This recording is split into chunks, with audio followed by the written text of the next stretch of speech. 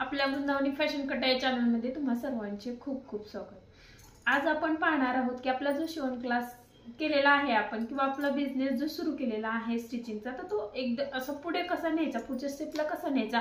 कारण आपण आहे त्याच कंडिशन मध्ये चालवत राहिलो, आपला बिझनेस वाढणार नाही। त्यासाठी काही महत्त्वाच्या 7 ते 8 ट्रिक आहेत, त्या मी तुम्हाला सांगणार आहे। तर त्या शेवटपर्यंत तुम्ही पाहायच्या आहेत आणि त्यानंतर 100% तुमचा बिझनेस हा वाढणार आहे किंवा पुढे जाणार आहे। ठीक आहे। आणि ह्या ज्या टिप्स आहेत त्या सर्व मी स्वतः फॉलो केलेल्या आहेत आणि त्या स्वतःच्या अनुभवातूनच तयार झालेल्या आहेत। असं काही माहित नव्हतं की असं करायचं असतं वगैरे, ते करत मी गेले आणि खूप छान असा माझा बिझनेस वाढलेला आहे। तर तेच मी तुमच्याशी शेअर करणार आहे, कोणत्या कोणत्या गोष्टींमुळे मला फायदा झाला। ठीक आहे। ती वेगवेगळ्या ब्लाउजच्या कटिंग, स्टिचिंग, त्याचबरोबर नऊवारी साड्या, शाही मस्तानी साड्या, त्या साधी नऊवारी, त्याचबरोबर ड्रेस आणि वन पीस ड्रेस आणि प्रिन्सेस कट, कटोरी, पोटक्स, हे सर्व ब्लाउजचे कटिंग, स्टिचिंग एकदम सोप्या पद्धतीने मी तुम्हाला शिकवण्याचा प्रयत्न करते। आणि त्याचबरोबर आता आपण फ्री ऑनलाईन क्लास सुद्धा सुरू केलेला आहे, म्हणजे आपल्या चॅनलवरती एकदम बेसिक पासून तो क्लास आपण सुरू केलेला आहे। जर तुम्हाला शिवण म्हणजे स्टिचिंग मध्ये काहीही प्रॉब्लेम असेल तर आपल्या चॅनलला सबस्क्राइब करा, नक्कीच तुम्ही परफेक्ट टेलर बनणार आहात। आणि त्याचबरोबर पुढे आपले बेल आयकॉन सुद्धा क्लिक करून ठेवा, म्हणजे नवीन नवीन व्हिडिओ तुम्हाला पाहायला मिळतील जेव्हा मी व्हिडिओ अपलोड करत जाईन तेव्हा। आणि त्याचबरोबर जर तुम्हाला काही प्रॉब्लेम असतील, काही शंका असतील, ते सुद्धा आपल्याला कमेंट करायच्या आहेत। आणि जो आता मी तुम्हाला सांगणार आहे की आपला बिझनेस कसा वाढवायचा हे आता आपण सुरू करू।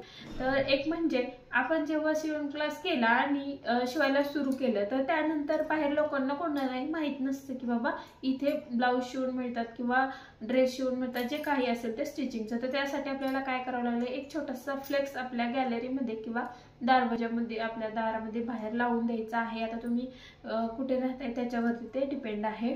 तशा पद्धतीने बाहेर सर्वांना दिसेल अशा पद्धतीने तो फ्लेक्स लावून घ्यायचा की ते अल्टर करून मिळेल, ब्लाऊज शिवून मिळतील, ड्रेस, जे काही तुमचा बिझनेस, अजून त्यात एखादा तुमचा बिझनेस असेल तो सुद्धा तुम्ही त्यात ऍड करायचा आहे। 100% फायदा होणार आहे। कारण येता जाता कोणीही वाचता आणि त्यानंतर एखाद्या 10-20 रुपयाचं काम सहज तुम्हाला मिळते की बाबा एखादी टिप वगैरे मारायला सुद्धा 10-20 रुपये घेतात। ठीक आहे, हा एक महत्त्वाचा मुद्दा।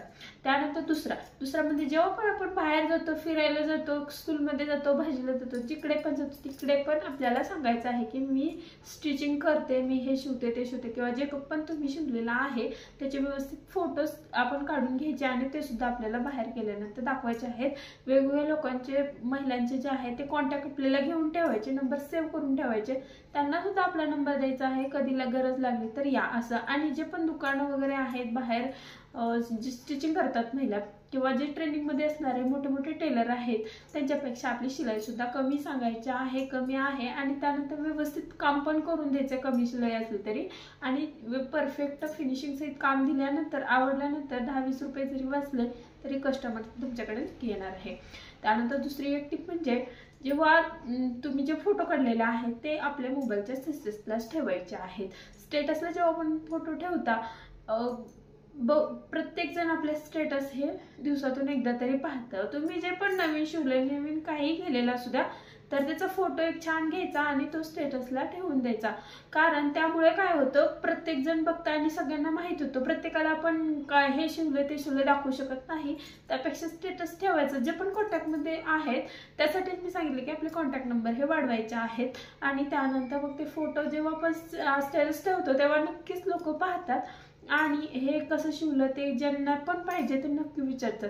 ज्यांना नको असेल त्यांना इरिटेट होईल तरी चालेल, काहीही प्रॉब्लेम नाही, आपल्याला त्याच्याशी काही घेणं नाही। आपलं जे पण काम केलं त्याचा फोटो काढायचा आणि स्टेटस ठेवायचं, कोणी पाहू दे ना पाहू दे, ज्यांना गरज आहे। एखाद्या जरी कस्टमरने आपल्याला त्यातून मिळालं तर नक्कीच आपण पुढे जाणार आहोत।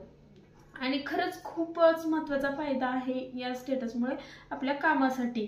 आपण बाकीचं काही नाही ठेवलं तरी चालेल, हे तर आपण ठेवू शकतो। ठीक आहे, हे करायचं आहे। आणि त्यानंतर पुढे म्हणजे आपलं जे काम आहे ते सुद्धा परफेक्ट करायचं आहे। जे आपले कस्टमर आलेले असतात त्यांना आपण विश्वास द्यायचा आहे की आपलं काम हे आपण परफेक्ट करतो, ब्लाऊज कसे बसतात, फिनिशिंग व्यवस्थित आहे, किंवा त्यांना दाखवायचं सुद्धा आहे। ह्या सर्व गोष्टी केल्यानंतर पुढे एक गोष्ट आहे, पण आपल्याकडे सणासुदीचे दिवस असतात किंवा लग्नाचं सीजन असतं। हे आताच बघा, संक्रांती गेली, दिवाळी गेली, जसं आपला दसरा गेला की तसे महिलांचे सण सुरू होतात आणि ते उन्हाळा संपेपर्यंत थांबत नाहीत. त्यानंतर थोडंसं 1-2 महिने आपल्याला थोडी शांती असते, त्यानंतर आपले काम सुरूच असतं. तर त्यासाठी काय करायचं आहे, जेव्हा आपण नवीन काम सुरू केले तेव्हा अर्जंट ऑर्डर कधीही नाही म्हणून सांगायची नाही. अर्जंट ऑर्डर आली ना थोडा त्रास होऊ द्या, पण तेव्हा आपल्याला ती घ्यायची आहे. नवीन असाल तेव्हा, कारण काय होतं ते नवीन जे कस्टमर असतं अर्जंटमध्ये कोणीही त्यांना शिवून देत नाही आणि त्यानंतर आपण जर त्यांना दिलं तर ते कस्टमर कायमचं तुमच्याकडे येणार. व्यवस्थित जर तुम्ही काम केलेलं असेल तर कस्टमर कायमचं तुमच्याकडे येणार. हा खूप मोठा फायदा आहे आणि यातूनच माझा बिझनेस खूप पुढे गेलाय. अर्जंट ऑर्डर मी खूप कंप्लीट केलेला आहे. त्या अर्जंट 1-2 दिवसामध्ये सुद्धा ब्लाऊज, त्याच दिवशी सुद्धा ब्लाऊज दिलेला आहे. त्यामुळेच कस्टमर वाढले. जर कोणालाही आपण नाही असं बोललो तर आपल्या ह्याच्यानुसार जमत नाही. तर तेवढं आपल्याला काम करायचं म्हणजे थोडंफार ॲडजस्ट केलं पाहिजे. आणि समजा एखाद्याचा ब्लाऊज थोडंसं कुठे बिघडला, कुठे काय झालं तर आपण कस्टमरला किरकिर करायचं नाही. त्या जेव्हा आपण आपल्याकडे येतील तेव्हा त्यांना व्यवस्थित घालून दाखवा, बघा आणि त्यानंतर सोल्युशन हे 100% असतं. आणि जर तुम्हाला असं कोणता ब्लाऊज बिघडलेला असेल, काही प्रॉब्लेम असेल तर मला कमेंट करा. मी त्या ब्लाऊजसाठी काय करायचं आहे तुम्हाला. ब्लाऊजची उंची वाढवण्यापासून सुद्धा सोल्युशन असतात. तर त्यासाठी आपण केलं तर पाहिजे ना. तर तेवढं आपण करायचं आहे आणि कस्टमरना किरकिर करायची नाही. जेव्हा आपण कस्टमर येतील तेव्हा त्यांना खूप व्यवस्थित आपण जेव्हा पण आपलं चेहऱ्यावरती हसू ठेवून व्यवस्थित बोललं केलं, 4 शब्द, जेव्हा कस्टमर घरी आलं तेव्हा फक्त आपल्याला बसा आणि काय काम कसं काय थोडीशी त्यांची चौकशी करायची, बाकी एवढंच काय नाही. तर तेवढं सुद्धा आपलं बॉन्डिंग चांगलं होतं की प्रत्येक जण आले चहा पाणी वगैरे आपल्याला काही एवढं करायची गरज नाही. फक्त ते आले बसा, काय चाललंय, कसं आहे, काय एवढं मुलं बरे आहेत का वगैरे हे ते 2-3 शब्द वापरायचे आणि त्यानंतर आपल्या कामाचं सुरू करायचं. कस्टमरचा मूड हा खूप छान होतो आणि काहीही प्रॉब्लेम असला तरी आपण समोर घालून त्यांना दाखवून व्यवस्थितच करून द्यायचं आहे. आपल्याला जमणार नाही हा शब्द आपल्या ह्याच्यामध्ये चालत नाही. आपण ते करायचंच आहे आणि केलं तरच तुम्ही पुढे जाणार आहात, 100% पुढे जाणार आहात. ह्या टिप्स तुम्ही फॉलो केल्या तर. आणि शिलाईचं म्हणजे कसं, आता आपण समजा 240, 250 कटोरी ब्लाऊजला काय असेल ते, कोणी 200, गावाकडे तर 150 सुद्धा आहे. तर एवढे जर तुम्ही शिलाई घेत असाल आणि एखादं कस्टमर बाबा त्यांची परिस्थिती नाहीये, ते आले आणि 10-20 कमी करा किंवा एवढे नाही तेवढे नाही, किंवा ओळखीतले आले तेव्हा तर आपल्याला थोडंफार कमी करावंच लागतं. तर तेव्हा आपण अगोदरच कमी सांगतो आणि मग आपल्याला नुकसान होतं. तर ओळखीचे आल्यावर सुद्धा आपण कधीच कमी सांगायचं नाही, तेवढाच रेट सांगायचा. मग ते बरोबर आपल्याला थोडेसे कमीच देतात. ठीक आहे. म्हणजे हा एक आपल्या बिझनेसमध्ये आपल्याला ठेवलं पाहिजे की ओळखीचे भरपूरच लोक असतात आणि प्रत्येकालाच आपण कोणाकोणाला देणार. एखाद्या वेळेस ठीक आहे, परंतु एखादं जर परिस्थिती नसणार कस्टमर आलं तर त्यांचं म्हणणं असेल तर समजा 250 रुपये आपण शिलाई घेतो, ते म्हणतात 200 मध्ये द्या 200, तर ठीक आहे आपण 210, 220 आपण घ्यायचे आणि एखाद्या कस्टमरला असं सुद्धा तुम्हाला द्यावं लागणार आहे.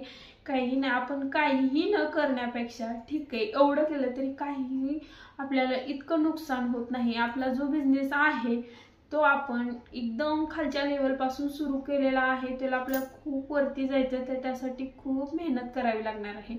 ठीक आहे. मी सुद्धा तसंच करते. सकाळी मग मला सगळी घरातली कामं आवरून वगैरे मग हे कामं करावी लागतात, परंतु खूप छान वाटतं. घरातून आपण करतोय तरी सुद्धा बाहेर जाऊन जॉब करणं किंवा मुलांना सोडणं शक्य नसतं, तर त्यासाठी हे खूप आपल्यासाठी म्हणजे चांगला पर्याय आहे असं मला वाटतं. घर बसल्या मुलं सांभाळून, घर सांभाळून व्यवस्थित असं आपण काम करायचं आहे. आपल्या चॅनलवरती ब्लाऊजचे कटिंग, स्टिचिंग सर्व व्हिडिओ अपलोड मी करत असते. त्याचबरोबर आता शिवण क्लास सुद्धा सुरू केलेला आहे एकदम बेसिक पासून. जर तुम्हाला करायचं असेल तर प्लीज आपल्या चॅनलला सबस्क्राईब करून ठेवा, व्हिडिओला लाईक करत चला.